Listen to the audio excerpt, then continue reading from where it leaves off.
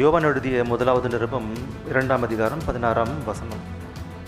என்றால் சரீர ஆசைகளிலே எல்லா அவயவங்களை காட்டிலும் மிகவும் அபாயகரமானது கண்.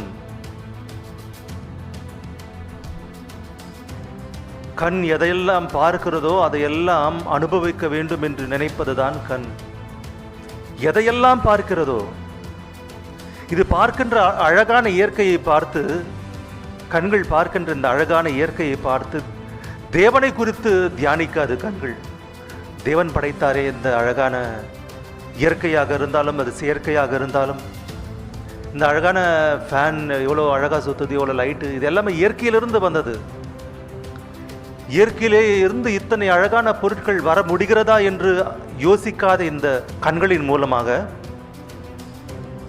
ஆனால் உலக சம்பந்தமான விஷயங்களை பார்க்கும்போது அதை அனுபவிக்க வேண்டும் என்று நினைப்பது வியப்பாக இருக்கும்.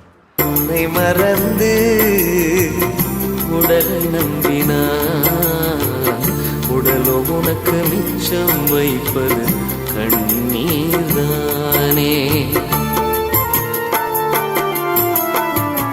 உன்னுடனே இருந்த தேகம் உன்னை விட்டு போகிறதே.